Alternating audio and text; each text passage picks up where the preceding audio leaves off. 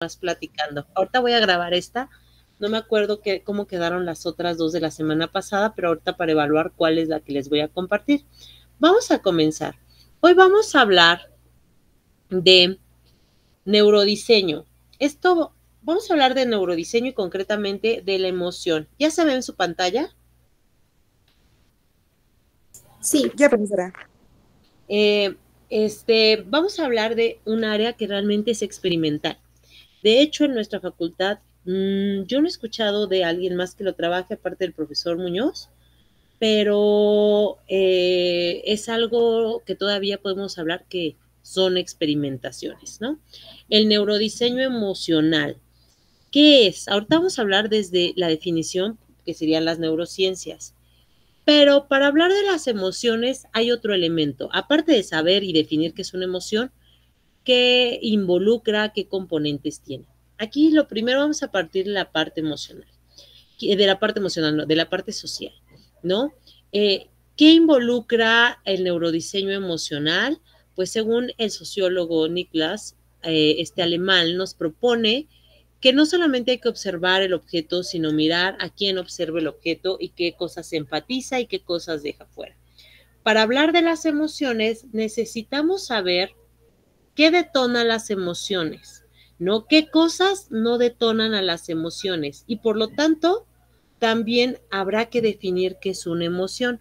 Todas las emociones hay que considerar, tienen que ver y son producto de la cultura. Producto no porque las genere, sino porque en la cultura es donde se motivan ciertas emociones, ¿no? O en las instituciones, o en lo social, en las interacciones. Aquí alguien me podría decir, ¿cuál es la diferencia entre una emoción y un sentimiento? ¿Qué se les ocurre que sea? ¿Quién dice yo? Y queda exento. No, ¿qué se les ocurre? ¿Cuál es la diferencia entre una emoción y un sentimiento? ¿Qué me dicen?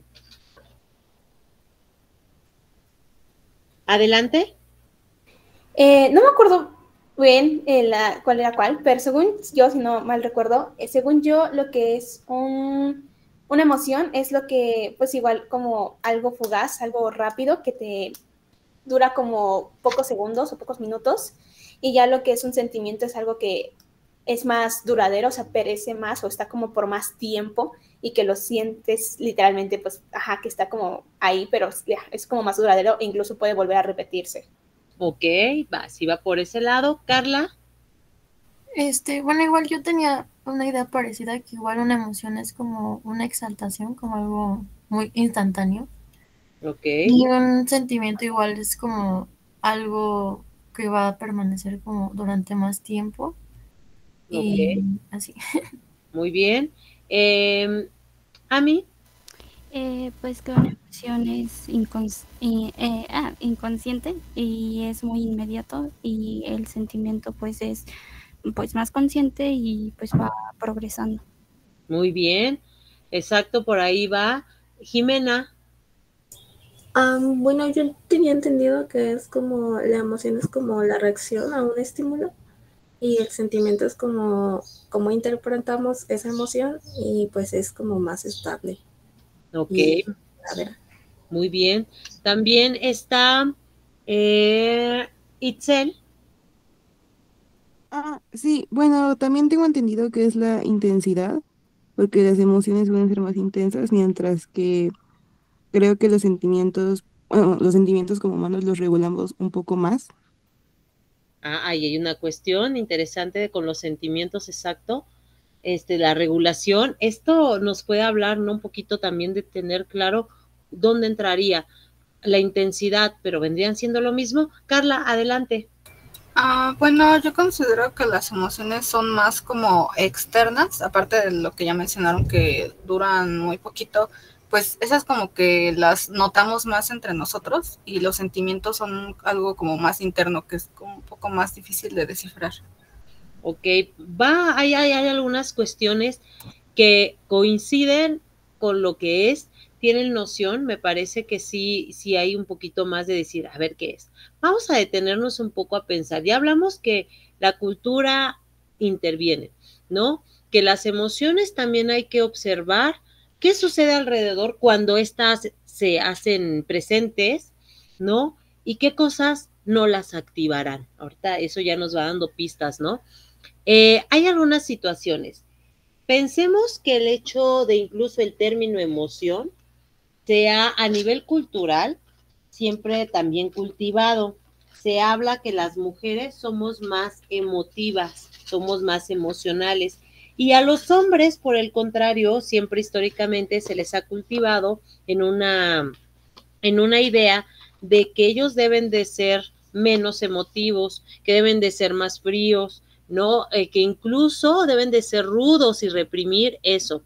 Esto es una cuestión cultural que detona una actividad que realmente todos tenemos.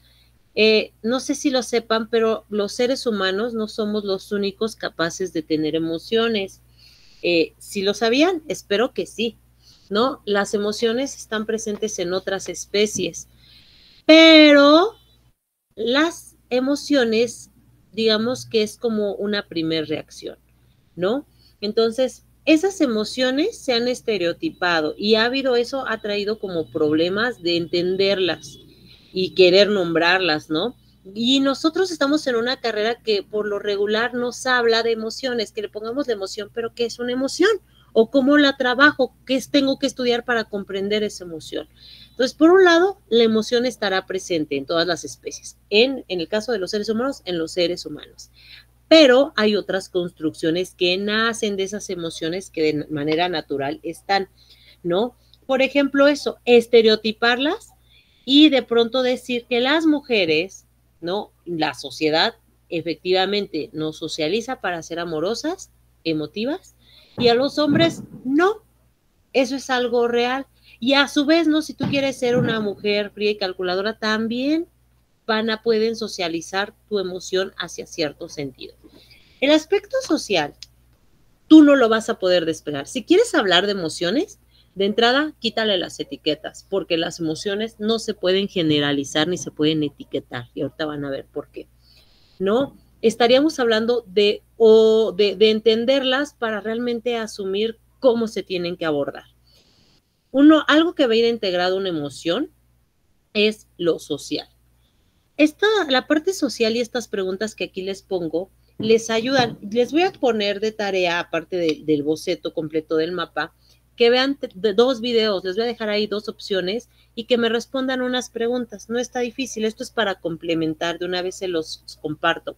El aspecto social nos dice que nos va a dar la información necesaria para comprender las emociones y cómo una sociedad las genera o las inhibe y luego también las complejiza. Por un lado, preguntarnos cómo la sociedad o cultura en un tiempo determinado y específico genera una emoción y le pone etiquetas. Y cómo son esos comportamientos emocionales en ese momento. Ahorita a lo mejor está cambiando, pero mucho más marcado de lo que todavía prevalece, estaba esa idea de que las mujeres éramos bien emotivas y los hombres no, incluso la frase esa de los hombres no lloran. Por otro lado, el papel de las emociones y de los comportamientos emocionales en el mantenimiento o cambio de una sociedad, cultura e instituciones. ¿Cuál es el papel de una emoción en una sociedad? ¿No? Cuando la manera en que interactúa, cómo le está trabajando un grupo social, una institución. Fíjense, nosotros cómo nos manejan ciertas emociones. Cuando entramos a la facultad, cuando entramos a la preparatoria, cuando conseguimos ese reto, definitivamente habrá una emoción positiva para el cuerpo. ¿Por qué? Porque se nos ha cultivado institucionalmente que solo los bien chipocludos, como dicen, están aquí en la UNAM, ¿no? O como sociedad, cómo aterrorizan ahorita Israel a Palestina con los bombardeos, con las masacres, con la hambruna, todo el tiempo. Ahí el papel de la emoción es desatar miedo, desatar miedo. ¿Para qué? Para que la gente se inhiba, para que la gente, si tú la amenazas, no reaccione. Afortunadamente, empezó a cambiar y la gente empezó siguen sintiendo el terror. ¿Quién no va a sentir miedo de morir? Pero ya no están permitiendo que esa emoción de pronto los bloquee. Otra pregunta es, ¿cómo los individuos utilizan y manipulan y modifican esas emociones heredadas por la sociedad, la cultura, la institución en la que se inscriben? Ahorita, ¿no? ¿Cómo se van modificando esas emociones? Piénsenlo mucho, observen las campañas que ahorita tenemos, concretamente, el PAN, ¿cuál es la emoción que de pronto ustedes pueden detectar? PRI, PAN, PRD, el PRIAN, que en sus campañas quiere detonar. ¿Cuál sería una emoción? ¿Quién me dice? ¿Qué se les ocurre? Adelante. Pues, por ejemplo, se me ocurre el eslogan de la candidata Xochitl, que me parece que es un México sin miedo. Pues ahí fue como, pues como dado por hecho, ¿no? Que vivimos con miedo, perdón, en estos instantes. Sí, es una de sus banderas, ¿no? Y históricamente traíamos, ay, sí, el terror de, pero ¿qué creen que nuestra sociedad evolucionó? Entonces, esas campañas de terror que empezaron a hacer como que ya no están teniendo tanto efecto. No quiero decir que no lo tengan, porque siempre funcionan, porque una emoción ahorita vamos a platicar qué es. Y Maynes, fíjense, Maynes, sus campañas no te hacen detonar emociones como la del miedo. ¿A poco quién no canta la de Maynes presidente de México, ¿no? Ahí está. ¿A poco se sienten aterrados con esa canción? No, ¿verdad?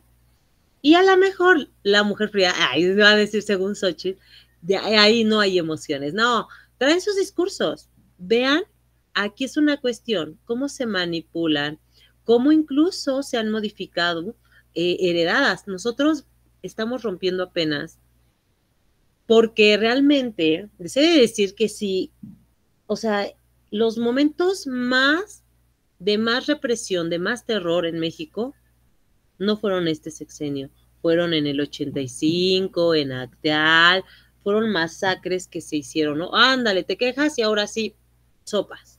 Los encarcelaban, los desaparecían. Entonces sí vivimos una cultura que heredó a otras generaciones el terror, el miedo, a muchas, pero esta ya no, empezó a haber un cambio. Y entonces empiezan un poco más a cuestionar de el miedo, ya no empieza a ser tan significativo. Claro que con ciertos eventos sí se desatan mecanismos que activan una emoción en cierto sentido. ¿Por qué? Porque también tenemos esa herencia. Desde las neurociencias, ¿qué vamos a tener? Bueno, que las emociones son causadas porque el organismo, ya sea internamente, aquí hace rato mencionaban que era algo externo, pero no, internamente o externamente recibe una señal. Esa señal va a motivar una acción. Aquí no tiene etiqueta, simplemente reacciona el cuerpo y te dice, oye, estoy recibiendo una información, creo que tenemos problemas en el estómago, ¿no? O te dice, oye, estoy recibiendo, esa persona, creo que nos quiere asaltar. Yo le estoy poniendo estas palabras, pero así no funcionan. Lo que sientes es que te duele el estómago, ¿no? O sea, el dolor. Sientes que te empiezan a gruñir tus tripitas, etcétera. Esa es una emoción. Ahí ya me está diciendo que hay problemas. O veo a esa persona, o sea, voy a describirla. Estoy yo en la calle sola, veo a una persona que se ve medio peligrosa, no deja de verme y se acerca. Inmediatamente mi cuerpo pone mis piernas, las siento como muy tensas. Todo mi cuerpo como que se acelera. Entonces, ¿qué pasó? Soltó una descarga de adrenalina para echarme a correr porque tal vez hay un posible peligro. Las neurociencias eso nos dice, una emoción aparece para motivar una acción, para movilizar al individuo, ¿no? Ya sea por una emoción interna o externa. Quiere decir que llegó una sensación, la reconoció y la desata algo que te dice, puede ser peligroso. Recuerden que nuestro cerebro está hecho para la vida. Eso está hecho. Entonces tiene mecanismos automáticos que le ayudan a decir riesgo o no riesgo. William James nos va a decir que eso pasa. Cuando hay un estímulo, nosotros de pronto aparece una sensación. En este caso el ejemplo es acerca del miedo, ¿no? Aparece un estímulo y si este estímulo puede ser algo peligroso, corremos o nos preparamos para pelear y ahí es donde está brotando la emoción. Eso sería. También nos adelanta que se ha comprobado, porque ellos hacen estudios, que las cuestiones afectivas nos movilizan con mucho más eficacia antes de que seamos conscientes. Por eso incluso el marketing ha decidido y ha optado por generar mensajes que te motiven, o sea, no te hagan reflexionar, compra las cosas, pero ¿a través de qué? De pum, motivar la emoción, porque efectivamente algo que me decían hace rato es que las emociones son más intensas y más rápidas, sí es cierto. La emoción te lleva a ejecutar una acción inmediatamente, sin que tu cerebro, o sea, el cerebro tal vez te dice, oye, ¿qué tal que hay problemas? ¿No? Y esta te dice, nada, bésalo o bésala, ¿no? Te dice, te actúa, cuando menos ves, ya te estás besando con una persona. Y todo lo demás, así de, híjole, ¿qué crees? Que era el novio de tu mejor amiga. Tu conciencia te dice, ¿cómo pudiste? No inventes, esa es traición, eso es la. O sea, chin, la emoción te llevó y la conciencia después empieza a hacer asociaciones. Las emociones preceden al sentimiento, ¿no? Tenemos un background emotivo, pero les digo, esas emociones, el background es porque ya las tenemos, esos mecanismos ya están en todas las especies. La emoción, igual que la comunicación, no es única del ser humano. Lo que ya es una evolución de esto o un derivado son los sentimientos y en el caso de la comunicación, el lenguaje. Pero las emociones son de cada especie, de todas las especies las siente. ¿Dónde se van a gestionar? En algo que se llama amígdala, que está en el cerebro. Esta es justo la que se activa y desencadena todo un proceso una vez que recibe una señal, ¿no? Esas señales que recibe la amígdala dan por resultado reacciones fisiológicas, o sea, del cuerpo ante un estímulo. Pueden ser intensas o pueden ser, son intensas de hecho, y son de corta duración. Llegan a ser tan intensas que se apoderan, inhiben la parte consciente que te dice, era el novio de tu mejor amigo o era la novia de tu mejor amigo, ¿no? Son esas que te dicen eso, te dicen, cállate, déjame vivir mi amor en paz, ¿no? En primer momento, después ya reacciona, pero la emoción actúa, promueve la acción, es una activación orgánica, o sea, aquí no interviene nada, pero socialmente sí hay detonadores. Se puede hablar como en términos de concepto de emociones generales, pero la verdad es que nos dice Lisa Feldman que eso ha sido un problema, estereotipar, porque las emociones no las puedes categorizar exactamente. Dice, ay, son complejas, son reacciones y las reacciones son distintas. Pero algunos pues dicen, son algunas de las universales, placer, miedo, alegría, ira, alegría, alerta, sorpresa, dolor, ataque, asco, tristeza. De las emociones se evoluciona el sentimiento. En el sentimiento estaría las asociaciones de la semiótica, ¿no?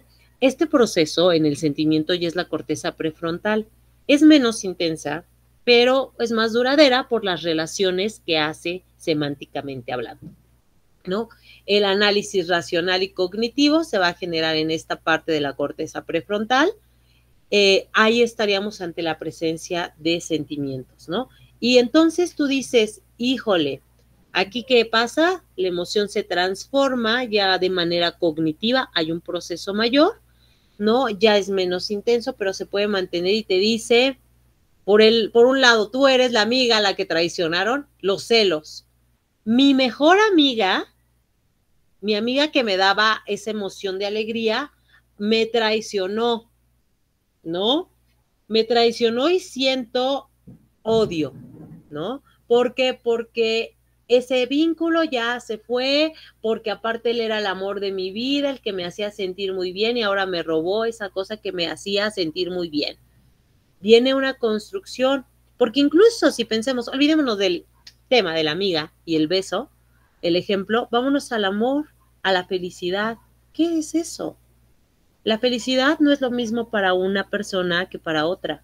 La felicidad puede ser, yo les puedo decir, ver a mis hijas en la mañana cuando se van y me sonríen, verlas diario. Para otros la felicidad es poder compartir un pan. Para otros la felicidad es estafar un montón de trabajadores y explotarlos. La felicidad para otros es cuidar a especies que son diferentes a nosotros, por ejemplo, a los que rescatan animales. La felicidad es cuidar de nuestro medio ambiente, la felicidad es construir un edificio. ¿Se dan cuenta que son construcciones cognitivas diferentes? Y aquí sí entran, a veces es algo que han mencionado, los estereotipos. Las emociones no, las emociones son reacciones. Y ahorita vamos a ver un ejemplo de cómo son. Joseph Ledoux nos habla de estas emociones que van a estar presentes cuando el cuerpo detecta situaciones que pueden darnos o seguridad o riesgo. Entonces, habrá situaciones, imagínense una persona que en Palestina escucha un avión y de pronto es una posible, siente su cuerpo cómo se tensa y desata un montón de procesos que traen estrés, que te intoxican, que te hacen sentir mal. ¿Por qué? Porque identificó una situación de riesgo. Esa sería una emoción de miedo. Pero a lo mejor llega la ayuda humanitaria, no la comida, y te dicen, te vamos a sacar del país, y inmediatamente se genera una emoción de seguridad. ¿Por qué? Porque aparte, tú sabes, ya se desata un proceso cognitivo donde te dicen, bueno, vas a estar mejor, vas a sobrevivir, pero de primer momento hay una emoción de seguridad y se asocia como algo beneficioso. Entonces, hay que empezar a ver cómo van funcionando estas emociones, ¿no? Todas esas emociones están en función de hacernos que prevalezca la vida, ¿no? Los sentimientos aparecen en un segundo orden cuando surge una conciencia de que se ha detectado en particular una situación significativa para el cuerpo o para el cerebro o una situación significativa asociada a distintos conceptos, ¿no? La parte que es consciente entonces genera un sentimiento y la parte más inconsciente es la que genera o detona inmediatamente una emoción. Por eso muchos apuestan a generar discursos que activen primero la emoción, porque es más intensa. Y al ser más intensa, genera no solamente conceptos más elaborados, genera huellas, genera memorias. Y entonces, si yo tuve una mala experiencia con algo, mi emoción fue fuerte para decirme, no queremos volver a vivir esa experiencia y rechazan todo lo que se pueda asociar con esa experiencia. Por eso hay que considerarlo. Lisa Feldman es una de las más prestigiadas investigadoras en el ámbito de las neurociencias sobre emociones y también considera aspectos psicológicos. Y de uno de los videos que les voy a poner habla sobre ella. Ella nos dice y nos plantea un ejemplo muy claro de las emociones. Todo lo anterior partes se han extraído de investigaciones de ella, de lo que yo les presento. Dice, alguna ocasión acudió a una cita con un joven y tal cual lo dice. Yo creo que este joven me interesa más de lo que pensaba. Me siento así porque me impactó su presencia. Quizás es amor. ¿Por qué? Porque empezó a sentir en el estómago una sensación, también en sus mejillas. ¿Y qué se nos ha dicho de cuando estamos enamorados? ¿Cómo se sienten? ¿Qué dicen que tenemos en el estómago cuando estás enamorado? ¿Qué te hizo sentir qué?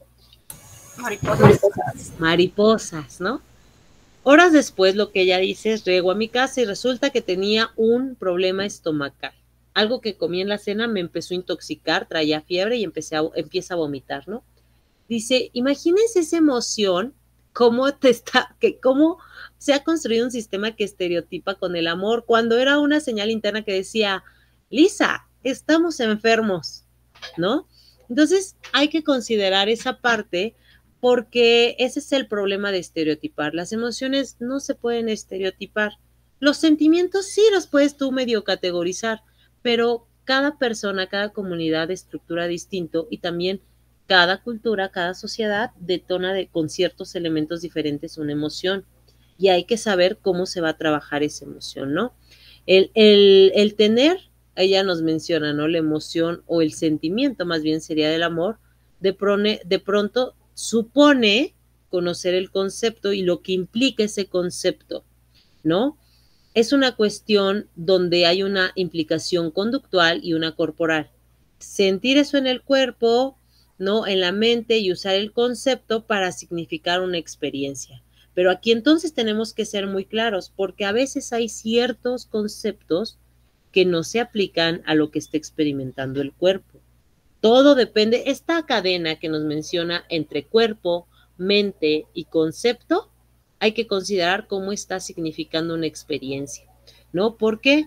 Porque lo que experimente el cuerpo no necesariamente se asocia a un concepto determinado.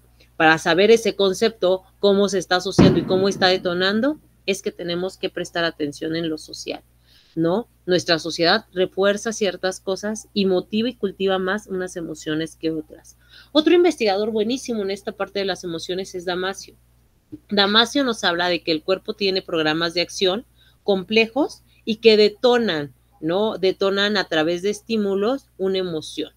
Y que bueno, ha evolucionado esto, que siempre va a estar en función del bienestar y del equilibrio que el cuerpo tiene, lo homeostático, ¿no? Esos problemas, dice, esos programas de acción que tenemos a veces se estereotipan y eso puede ser un problema porque vimos a Lisa Feldman, ¿no? Al estar tan estereotipada una emoción con un sentimiento, ella confundió las cosas, ¿no? Y pues eso de pronto no es conveniente para el cuerpo. A veces, pues puede ser una señal. Y también considerar que ciertos estereotipos detonan de cierta manera una emoción, ¿no? Entonces, estos programas altamente especializados, dice, podemos de pronto pensar cómo se han estereotipado, pensar que hay emociones primarias, sorpresa, miedo, felicidad, asco, tristeza, enojo, y que después vienen otras que se van complejizando. Pero hay que distinguir una emoción y lo que es un sentimiento que vendría ya de la parte más conceptual. La otra es una respuesta, que si tú quieres exactamente definirla, no, estarías como en un error. Encasillarla en que las mariposas en el estómago son amor, no necesariamente. Entonces, las emociones, ya les había dicho, las tienen otras especies. No es una cuestión que no es de la conciencia, es más inconsciente. Tenemos marcadores somáticos que funcionan como detonadores de emociones. Estos generan y motivan a la acción. A veces pueden ser inhibidores que nos ayudan y nos protegen, ¿no? De peligros. Entonces, tenemos también predisposiciones. Obviamente, tú ves un acantilado, hay gente que desata emociones donde te dice, aguas, nos podemos morir, te detiene. Y hay gente que no, que fíjense que ven un precipicio y lo que entienden es una situación favorable donde te dicen, vamos a aventarnos en parapente, ¿no? Vean cómo no se comportan igual y posteriormente también se asimilan conceptualmente de manera diferente. Los sentimientos, justo como lo hemos platicado hasta ahorita, hacen mapeos mentales, ahí ya hay un proceso mental más consciente, empieza a haber comunicación, todas esas asociaciones semánticas. El modelo que nos presenta Damasio es que, bueno, va por categorías el organizar las emociones. ¿Cuáles? Pues nos dice que hay algunas características jerárquicas que hay que considerar en esta categorización. Dice, tenemos categorías de funcionamiento emocional y tipos de emociones. Por un lado, la emoción básica, que decíamos que no es conceptual, es solamente la reacción. ¿Qué tipo de emociones entrarían aquí? El temor, la alegría, la tristeza, el coraje, la sorpresa, ¿no? Esas palabras es difícil porque las ocupamos para aproximarnos a lo que es esa emoción básica, pero nada más es como para referirse, así tal cual etiquetarlas es complicado. Después vendrían unos trasfondos emocionales, frustración, entusiasmo, tensión, relajación, energía, fatiga, armonía, discordia. Esto pensémoslos en términos de reacciones físicas, estas dos, las emociones básicas y trasfondo emocional, que las reacciones que generan. Y vendrían después las emociones sociales. Ahí sí viene el constructo totalmente producto de una actividad consciente de nuestro cerebro. La compasión, la simpatía, la vergüenza, el orgullo, la admiración, la envidia, los celos. Aquí ya no nada más es la reacción del cuerpo, es todo lo que hemos asociado, por ejemplo, a la vergüenza. Muchos pueden decir, ay, pues vergüenza, a mí me daría vergüenza que si me acusan y me tienen pruebas de que he sido un delincuente, pues siga compitiendo por algo, ¿no? O a mí no, pues entiendo que la vergüenza sería que no compita. Entonces, ahí es una cuestión social que se puede detonar en algo. Les digo, una vergüenza así estereotipada podría detonar una cierta situación, una emoción. ¿Y cómo se refleja mi emoción? En que mis mejillas se enrojecen, en que empiezo a tartamudear, ¿no? Una reacción que incluso el cuerpo asocia como desfavorable y también genera, recuerden, la importancia de esas emociones es que genera memorias.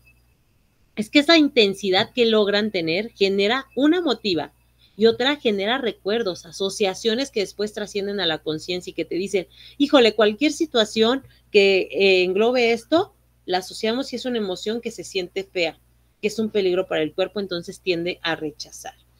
Por último, hay que ir pensando justamente en la parte de cómo buscar ese equilibrio, ¿no? Cómo los sentimientos que ya son representaciones compuestas que reflejan emociones de la vida, cómo las emociones básicas detonan en aceptar una idea o rechazarla, pero por reacción inconsciente, y qué cosas podríamos considerar. Vamos a ver por último estas propuestas de Jürgen Klarik, que definitivamente no son las únicas que puede haber. Siempre me gusta, aparte de mostrarles estos, invitarlas a hacer una reflexión, invitarlos a hacer una reflexión sobre las emociones. Y aquí, ¿qué podríamos encontrar? Que bueno, de pronto culturalmente hay sociedades, la nuestra sí es una de ellas, que encuentra la simetría muy atractiva, ¿no? Entonces, si tú le presentas eso, ¿qué tipo de emociones detonará? Seguramente una favorable, ¿no? Y la aceptará muy bien. Y una vez que tú interactúes con una imagen, pues esa será una asociación favorable y tu mensaje quedará mucho más fácilmente pregnado al sujeto. Tenemos algunas que son fascinaciones por los ojos. ¿Qué quiere decir? Que los ojos se sabe que en una composición son un punto importante que nuestra cultura occidental toma. Entonces, ¿quieres una emoción? También en los ojos serán algún rasgo importante que te va a decir una emoción positiva o una negativa.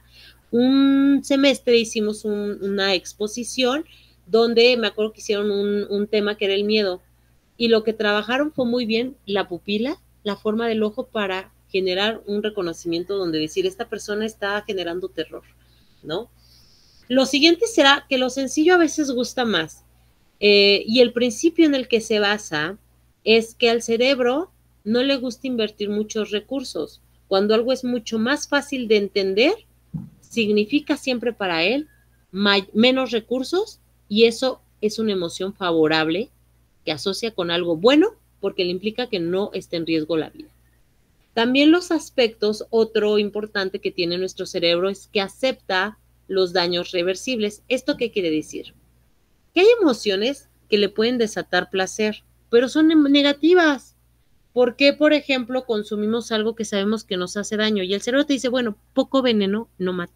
Estamos dispuestos porque los daños que ahorita hagamos nos van a traer una emoción muy buena como el placer, ¿no? Si te presentan una imagen con una hamburguesa bien sabrosa y la lechuga y las papas, o pensemos, ¿no? A lo mejor me gusta una dieta vegetariana y se ve súper fresca esta lechuga, es orgánica, es libre de cualquier cuestión, es vegana y wow, se ve increíble, ¿no? El cerebro a lo mejor te va a decir, vamos a comérnosla. O sea, hay una situación que asocia con una experiencia favorable. En el caso, tal vez con la ensalada no hay problema, pero en el caso de la hamburguesa, como dice Jürgen en un video, bien grasienta y que mucha gente dice, ay, se me antoja una de esas. O mis hijas les encanta todo lo ácido. Y yo digo, híjole, tu esmalte, híjole, tu panza, no, que te va a doler tu estómago, la boca del estómago con la gastritis. Pero el cerebro te dice, mira, es un poquito de daño, vamos a salir y estamos dispuestos. ¿Por qué? Porque es una emoción placentera para nosotros. Y todo eso te lo desata, ¿eh? Cuando menos ves, ya te estás comiendo ahí el polvito del Tajín. Ya cuando menos ves, estás tomándote la Coca-Cola. ¿Por qué? Porque el cerebro lo acepta, porque ha asociado ciertas experiencias al placer, ¿no? Y hay mil más ejemplos, pero visualmente sí los vemos, ¿no? Se ocupan. También que nos encanta lo tangible, quiere decir cosas que son fácilmente reconocibles. Nuevamente, esto va en función de que invierte menos recursos, y si tú lo obligas a que, ¿qué es eso? ¿Era un árbol o era una casa? Pues ya valió. Experiencia negativa. Lo orgánico, también se sabe que formas orgánicas siempre son recibidas con una emoción menos asociada al peligro que formas afiladas. Por lo regular se asocian a una posibilidad de peligro para el cuerpo. También al cerebro, recuerden, le gusta la novedad y le gusta también la novedad relacionada a cosas que conoce, no nada más la novedad de cosas que no sabe interpretar. Estos elementos conocidos son más fácilmente asociados a experiencias y emociones positivas o negativas. También no podemos evitar que de pronto se hagan estos juicios rápidos de la primera vez, pero estamos en que hay que considerar las primeras impresiones. Tal vez esto dices, híjole, ¿cómo una primera impresión puede afectar tanto? La verdad es que sí. Se sabe que antes de haber conscientemente conocer algo, se genera una primera emoción, una primera impresión. ¿Cuántas veces no nos han juzgado, y es lamentable, por una primera impresión? ¿Se acuerdan del dicho de las primeras impresiones siempre cuentan? Incluso si vas a una entrevista, ve siendo la mejor versión de ti. Eso es real, porque a partir de ahí el cerebro con sus experiencias te va diciendo, ¿sabes qué? Mi primera impresión es que es una situación de riesgo, o mi primera impresión es que esta es una situación favorable. Esto se asocia con una emoción, lo acabo de decir, favorable, desfavorable. Y a partir de ahí detona sentimientos donde te dice, mira, a partir de ahora, todas las situaciones que cubran estos requisitos nos van a derivar una emoción negativa. Entonces, lo rechazamos. Esa es la importancia de conocer este proceso de las emociones y que cuando hablamos de ella, no la hablemos con una ambigüedad. Ustedes ya algunos traían como una noción y ahora espero que haya quedado más claro. Para nuestro proyecto y para futuros proyectos, la emoción no solamente es enunciar y generalizar. Requieren también de un estudio a profundidad, pero definitivamente es algo que visualmente en una imagen favorece a la comunicación, favorece nuestros procesos y asegura que un discurso visual se pueda asociar de la manera en la que lo necesitamos. Bien, muy bien. Pues hasta aquí nos vamos a quedar. No sé si hay algún comentario, alguna pregunta.